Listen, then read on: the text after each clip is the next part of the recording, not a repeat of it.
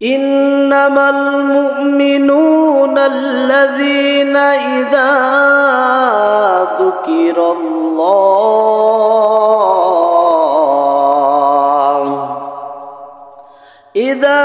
ذكر الله وجلت قلوبهم وإذا تليت عليهم آياته زادتهم إيمانا وعلى ربهم يتوكلون বলেন আল্লাহু আকবার। আল্লাহ তাআলা বলছেন ইন্নামানে নিশ্চয়ই ইন্নামাল মুমিনুনা আল্লাযীনা ইযা যুকিরাল্লাহ, যারা মুমিন হিসাবে দাবি করবে, যারা ঈমানদার হিসাবে দাবি করবে, যখন আমার মালিক ডাক দিবে, যখন আল্লাহ তাআলা ডাক দিবে, তখন তাদের হৃদয়টা কম্পিত হবে, তাদের ভিতরে একটা ভয় সৃষ্টি হবে। কেমন ভাবে আল্লাহ তাআলা আপনাকে ডাক দিচ্ছেন? এই যে দেখেন না, ফজরের সময় মুয়াজ্জিন সাহেব আযান দিচ্ছে, মানুষকে আহ্বান করতেছেন। ফজরের সময় আপনি লেপের ভিতরে থাকলেন, কম্বলের ভিতরে থাকলেন, আপনি আপনার রবের ডাকে আপনি সাড়া দিলেন না, কিন্তু মুয়াজ্জিন আমার রব আমার আল্লাহ তাআলা নিরস নয়, আবার মুয়াজ্জিন ডাক দিচ্ছে জোহরের সময়। জোহরের সময় আপনি পার করলেন কাজের ব্যস্ততার কারণে, আপনি আপনার রবের ডাকে আপনি সাড়া দিলেন না, এরপর আমার মালিক আবার নিরস হয় নাই। দেখেন আপনাকে কত ভালোবাসে, আমাকে কত ভালোবাসে। আমরা এমন একটা রব পেয়েছি, এমন একটা আমরা আল্লাহ তাআলা পেয়েছি। দেখেন কেমন রব, যাদের সন্তান হয়েছে, সন্তানগুলো শত শত অপরাধ করতেছেন, এরপর যখন নমনীয় ভাবে ভদ্রতা ভাবে আপনার সামনে এসে যখন বাবা বলে ডাক দেয়, আপনি সমস্ত কষ্ট সমস্ত আঘাতগুলো আপনি ভুলে যান। আর আমরা এমন একটা রব পেয়েছি, জোহরের আযান দিল, জোহরের কাজে আমি কাটিয়ে দিলাম, এরপরে আমার মালিক আবার নিরস নয়, আমার মালিক আবার ডাক দিচ্ছে আসরের সময়, আবার ডাক দিচ্ছে, কিন্তু আসরের সময় আপনি খেলার ভিতরে, খেলা নিয়ে আপনি ব্যস্ত আছেন। আসর যখন পার হয়ে গেল, এরপর আবার ডাক দিচ্ছে মাগরিবের সময়, বান্দা আসো, আমি তোমাকে ডাক দিচ্ছি, আমার রবের কদমে একবার তোমার মাথাটা লুটিয়ে দাও। এরপরে মাগরিবের সময় আপনি আবার ব্যস্ত থাকলেন, আমার মালিক নিরস নয়, আবার ডাক দিচ্ছেন ঈশার সময়, কিন্তু আপনি আবার ঈশার সময় ঘুমের ভিতরে ব্যস্ত, বিভিন্ন দুনিয়ার কাজ নিয়ে আপনি ব্যস্ত, আপনি আপনার রবের ডাকে আপনি সাড়া দিলেন না। এইভাবে বান্দাগুলো যখন বোঝে না, বান্দাগুলো তার রবের ডাকে যখন সাড়া দিল না, এক সপ্তাহ পর ওই বান্দা তো এতদিন বুঝতে পারে নাই মালিক কেমন জিনিস, আমরা এমন একটা রব পেয়েছি, আমরা বুঝতে পারলাম না। যখন জুমার দিন আল্লাহ তাআলা ডাকে যখন বান্দাগুলো সাড়া দেয়, আমরা এমন একটা রব পেলাম। আল্লাহ তাআলা ওই সময় ফেরেশতাদেরকে ডাক দিয়ে বলে, ফেরেশতা তোমরা না বলেছিলেন আমি যখন খলিফা সৃষ্টি করব, যখন মানুষ সৃষ্টি করব, আমি তোমাদের সাথে একটা পরামর্শ করেছিলাম, ফেরেশতা আমি খলিফা সৃষ্টি করতে চাই, আমি মানুষ সৃষ্টি করতে চাই, তোমাদের মত কি জানতে চাই। ও ফেরেশতা তখন তোমরা বলেছিলেন, আল্লাহ আমরা তো তোমাকে সিজদা করি, রুকু করি, তোমার সকল ইবাদত বন্দেগী করি, তুমি আমাদের সৃষ্টি করেছো ভালো হয়েছে, মানুষ সৃষ্টি করার কোনো প্রয়োজন নাই। কেন প্রয়োজন নাই? আল্লাহ তারা দুনিয়ায় যখন যাবে তোমার রবকে তারা ভুলে যাবে, তারা মারামারি করবে, কাটাকাটি করবে, সন্ত্রাসী করবে, সুদ খাবে, জিনা করবে, ব্যভিচারী করবে, বান্দাগুলো খারাপ কাজ করবে, তুমি যে রব তোমার রবকে তারা ভুলে যাবে। ও ফেরেশতা দেখো না, আমার বান্দাকে সারা সপ্তাহে আমি ডাক দিচ্ছি, আমার বান্দা আমার ডাকে সাড়া দিল না। যখন আমার বান্দা জুমার দিন যখন আমাকে আল্লাহ তাআলা বলে ডাক দিয়েছে, আমার আরো সে জোশ বেড়ে গিয়েছে। ফেরেশতা তোমরা সাক্ষী থাকো, আমি ওই সমস্ত বান্দাদের জীবনের সমস্ত গুনাহগুলো মাফ করে দিলাম। যদি কষ্ট না হয় বলেন না সুবহানাল্লাহ। তাহলে এমন একটা রব, এমন একটা আল্লাহ তাআলা আমরা পেয়েছি। বলেন তো ভাই, আমরা তো নামাজ কালাম পড়ি না ভাই, বলেন তো সেই রবের ডাকে একটু সাড়া দেওয়া দরকার আছে না নাই? হযরতে আশরাফ আলী থানভী রহমাতুল্লাহ আলাইহি খুব চমৎকার একটা কথা বলেছেন, যদি তোমার মালিককে তুমি স্মরণ না করো, যদি তোমার রবের তুমি স্মরণ যদি তুমি না করো, একটা কারণে তো তোমাকে স্মরণ করতেই হবে। সেই কারণটা হচ্ছে, দেখেন আমরা যখন কেশবপুর বাজারে যাই, আপনি যখন যশোরে গেলেন, যখন খুলনাতে গেলেন, যখন ঢাকাতে আপনি গেলেন, বিভিন্ন স্থানে আপনি যখন যান, দেখবেন অনেক পাগল, যাকে আমরা পাগল বলি, অনেক পাগল রয়েছে।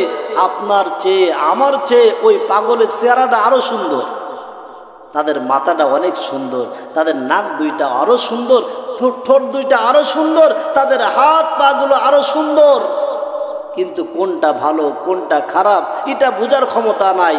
তাই আশরাফ আলী থানভী রহমাতুল্লাহ আলাইহি বলেছে, ও দুনিয়ার মানুষ, তোমার রব তোমাকে এমন একটা জিনিস দিয়েছে, তোমার হাত পা মনে করো ভালো নাই, তোমার হাত দিয়েছে, পা দিয়েছে, সবচেয়ে তোমার যে বড় যে কাজটা করেছে, আল্লাহ তাআলা তোমার মাথার ব্রেনটা সুন্দর করেছে, কোনটা ভালো কোনটা খারাপ এটা তুমি বুঝতে পারো। এই জন্য তো তোমার মালিকের কদমে তোমাকে সিজদা দেওয়া দরকার। কথা বলেন, আল্লাহ তাআলা আপনাকে আমাকে সুন্দর একটা ব্রেন দিয়েছে ভাই। আপনি তো চিন্তা করতেছেন আমি গরিব মানুষ, আল্লাহ তাআলা আমাকে অর্থ সম্পদ দেয় নাই। আপনি চিন্তা করতেছেন আমার সুন্দর একটা স্ত্রী আল্লাহ তাআলা দিল না।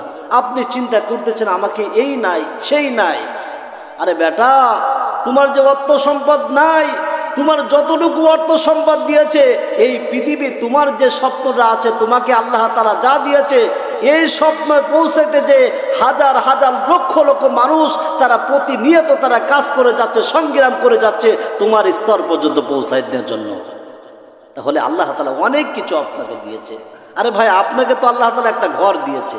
এই পৃথিবীতে হাজার হাজার মানুষ, লক্ষ লক্ষ মানুষ, আমার বাংলাদেশে আপনি যাবেন, আপনি রাজশাহীতে যাবেন, ওই চাপাই যাবেন, আপনি গাইবান্ধাতে যাবেন, হাজার হাজার মানুষ। আমরা যখন মাহফিলে যাই দেখি ট্রেন স্টেশনে, রেল স্টেশনে হাজার হাজার মানুষ বস্তার মতো শুয়ে আছে, মনে হয় কোনো জিনিসপত্র এইভাবে বস্তার ভিতরে রয়েছে। আসলে তারা মানুষ ওই বস্তা গায়ে দিয়ে শুয়ে আছে, তারা থাকবে এই জায়গাটার ব্যবস্থা তাদের নাই। আল্লাহ তাআলা তো তাদের চেয়ে আমাদেরকে ভালো রেখেছে। আমার ভাইজান, আমার বন্ধুগণ, আমি যে কথা বলতে চাচ্ছি আপনাদের সামনে, যারা ঈমানদার হবে, যারা মুমিন হবে, যারা মুসলিম হবে, যখন তাদের সামনে তাদের মালিকের কথা আলোচনা হবে, যখন জিকির নিয়ে আলোচনা হবে, যখন নামাজ নিয়ে যখন আলোচনা হবে, তখন তাদের মনটা নরম হয়ে যাবে। আর 2 নম্বর গুণ হলো, وَإِذَا تُلِيَتْ عَلَيْهِمْ آيَاتُهُ زَادَتْهُمْ إِيمَانًا। বান্দার 2 নম্বর গুণ হচ্ছে, যখন কোরআনের আয়াত তেলাওয়াত করবে কিংবা যখন কোরআনের আয়াত শুনবে, তখন তাদের ঈমানগুলো বৃদ্ধি পাবে। কোরআনটা খুব একটা গুরুত্বপূর্ণ একটা জিনিস। আপনি দেখেন, দুনিয়ার উপরে অনেক কিছু শিখলেন, আপনি বাংলা শিখলেন, আপনি ইংরেজি শিখলেন, সকল ভাষায় আপনি কথা বলতে পারেন, কিন্তু রব যে ভাষায় আপনাকে প্রশ্ন করবে, যে ভাষায় আমার রবের সাথে কথা বলা লাগবে, সেই ভাষাটা আপনি শিখলেন না। আপনি দীর্ঘদিন আপনি তাবলিগ করলেন, আপনি দীর্ঘদিন আপনি জামাত করলেন, আপনি দীর্ঘদিন আপনি চরমরার দল করলেন, আপনি আটরশি করলেন, আপনি দেওয়ানবাগি করলেন, কত দল আপনি করলেন, কিন্তু মূল যে জিনিস কোরআন তেলাওয়াত, এই কোরআন তেলাওয়াত আপনি করতে পারলেন না। ভালোভাবে বুঝবেন ভাই, আপনি যখন দুনিয়া থেকে বিদায় নিয়ে চলে যাবেন, আপনাকে কিন্তু বাংলা ভাষায় প্রশ্ন করা হবে না, ইন্টারন্যাশনাল ভাষায় আপনাকে, ইংরাজি ভাষায় প্রশ্ন করা হবে না, উর্দু ভাষায়, ফার্সি ভাষায় আপনাকে প্রশ্ন করা হবে না। আপনাকে একটা ভাষায় প্রশ্ন করা হবে, সেই ভাষার নাম হচ্ছে আরবি। জোরে বলেন, কি ভাষা? আরবি ভাষায়। এখন মনে করতে পারেন আমার বয়স হয়েছে, আমার বয়স 40 বছর, 50 বছর, 60 বছর, আমার অনেক বয়স হয়েছে হুজুর, এখন আমি তেলাওয়াত করার চেষ্টা করি, আমি আলিফ বা তা সা পড়তেছি, কিন্তু আমার মাথার ভিতরে ধরে না। মুসলমান, সারা জীবন আপনি সংগ্রাম করলেন, আপনি এতদিন বুঝতেন না, কিন্তু এখন বুঝতে পেরেছেন আপনার কোরআনের পড়লে কত সওয়াব, কত নেকি। আমার মালিকের সামনে আমাকে আরবি ভাষায় প্রশ্ন করা হবে, আরবি ভাষায় আমার মালিকের সামনে কথা বলা লাগবে।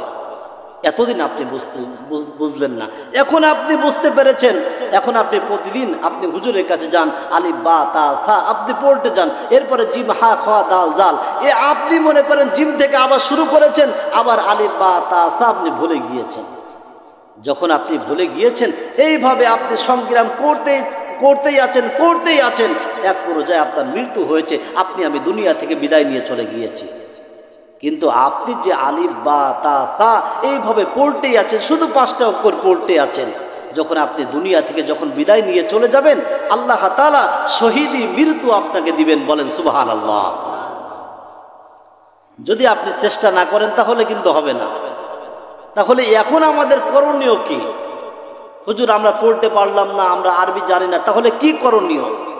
আপনি চেষ্টা করেন। এখন আপনার যে ছোট ছোট বাচ্চাগুলো রয়েছে, আমাদের মসজিদে মনে হয় মক্তব চালু আছে, আমি সাহেব কত বাচ্চা, কতগুলো হয়? তাহলে বাচ্চা তো মনে হয় 15টা বাচ্চা নাই অঞ্চলে। তবে আমার মনে হচ্ছে আরো কিছু বাচ্চা রয়েছে যাদের একটু দেখা যাচ্ছে 10-12 বছর। হ্যাঁ, এইটাই। তাহলে সম্মানিত ভাইরা, দেখেন আমাদের মূল শিক্ষা হচ্ছে আপনার ছেলে আপনি বাংলা পড়ান, আমাদের কোনো আপত্তি নাই। আপনার ছেলেকে আপনি ডাক্তার বানান, ইঞ্জিনিয়ার বানান, আপনি সকল কিছু শিক্ষায় আপনি শিক্ষিত করেন, এগুলো দরকার আছে। কিন্তু ছোটোবেলার থেকে ওই ছোট ছোট বাচ্চাদের যদি আপনি আরবি শিক্ষা দেন, আমরা তো আশা করি ওই সন্তান আর নাস্তিক হবে না। এই জন্য ভাই, আমি আপনাদেরকে আহ্বান করতে চাই, আপনি পড়তে পারেন নাই, দেখেন আলোচনা একদিকে করতে যে একটা কথার ভিতর আর একটা কথা ঢুকে যায়। বলেন আপনি বড় ইমানদার, আপনি 5 ওয়াক্ত নামাজ পড়েন, রোজা রাখেন, হজ করেন, যাকাত দেন, আপনি সকল ভালো কাজ আপনি করেন। কাল কিয়ামতের দিন বিচার শুরু হয়ে গিয়েছে। এই বিচারের পর আল্লাহ তাআলা ডাক দিয়ে বলছে, ও আব্দুর রহমান, যাও তুমি জান্নাতে যাও। আব্দুর রহমানের সন্তান নাম ধরে ডাক দিয়ে বলছে, অমুক, তুমি জাহান্নামে যাও। তাহলে বাবার অর্ডার হলো জান্নাতে যাওয়ার, আর সন্তানের অর্ডার হলো জাহান্নামে যাওয়ার। ওই সন্তানের জন্য কত কষ্ট আপনি করলেন। রাতের রাত নাই, দিনের দিন নাই, আপনি সময় মতো খেতে পারেন না। আরে সুন্দর একটা টুপি কিনবেন, তাও আপনি পারেন না। সুন্দর একটা পোশাক পরবেন, এটাও আপনি পারেন না। ওই সন্তানকে সুখে রাখবেন তাই। এখন সন্তান জাহান্নামে, বাবা জান্নাতি। অর্ডার যখন হয়েছে তখন দেখবেন আপনার আদরের সন্তানগুলো কি বলবে জানেন? وقال الذين كفروا ربنا أرنا الذين أضلانا من الجن والإنس نجعلهما تحت أقدامنا ليكونا من الأسفلين। সন্তানগুলো যখন জাহান্নামে যাবে তখন আল্লাহ তাআলার কাছে একটা মাত্র আবদার করবে, আল্লাহ তাআলার কাছে একটা মাত্র মামলা দায়ের করবে। আল্লাহ তাআলা, আমি তো জাহান্নামে যাওয়ার অর্ডার হয়েছে, আমার বাবা জান্নাতে চলে যাচ্ছে, আমার মা জান্নাতে চলে যাচ্ছে। আল্লাহ তাআলা, আপনার কাছে আমি একটা মাত্র মামলা দায়ের করলাম, আমার মাকে আনা হোক, আমার বাবাকে আনা হোক। আমি যখন দুনিয়ার উপরে ছিলাম, যখন আমি বাংলা পড়তাম না, মা আমাকে ধরে ধরে মারতো, মা আমাকে বকতো, বাবা আমাকে ধরে ধরে মারতো, বাবা আমাকে ধরে ধরে বকতো।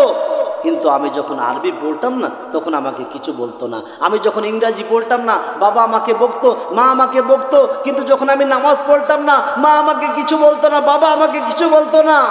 তাহলে আমার বাবা জান্নাতের ভিতরে রওনা, আর আমি সন্তান জাহান্নামের ভিতরে যাব, এটা হতে পারে না। আল্লাহ তাআলা, আপনার কাছে একটা মাত্র মামলা দায়ের করলাম, আমার মাকে আনা হোক, আমার বাবাকে আনা হোক।